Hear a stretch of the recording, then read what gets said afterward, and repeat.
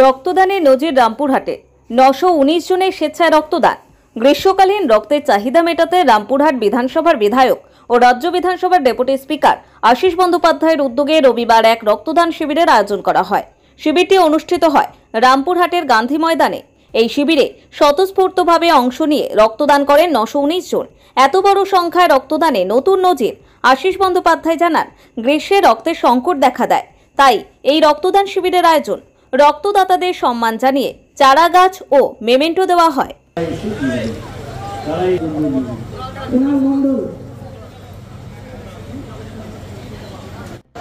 ক্যাম্পের বাইরে blood group test হচ্ছে, ক্যাম্পের বাইরে ব্লাড গ্রুপ টেস্ট হচ্ছে। আপনারা আপনাদের ব্লাড গ্রুপের টেস্টটা করিয়ে নিতে পারেন।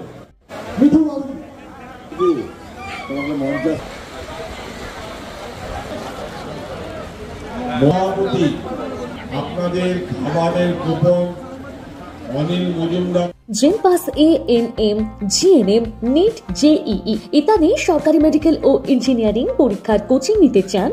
আজই আসুন AJ লার্ন এন্ট্রান্স কোচিং এ। এখানে ফুল সিলেবাস পড়ানো ও উইকলি মক টেস্ট যত্ন সহকারে নেওয়া হয়।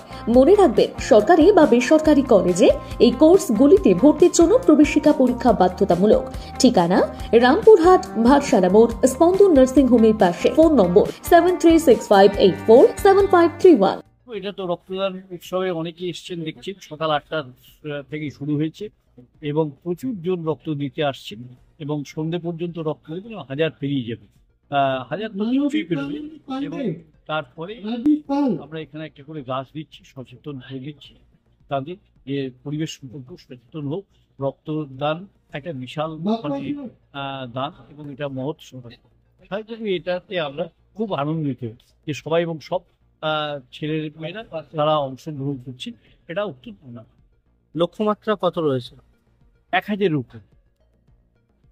রামপুরহাট বিধানসভা এলাকার প্রতিটি অঞ্চল থেকে এসছে, সব অঞ্চল থেকে, সব ওয়ার্ড, সব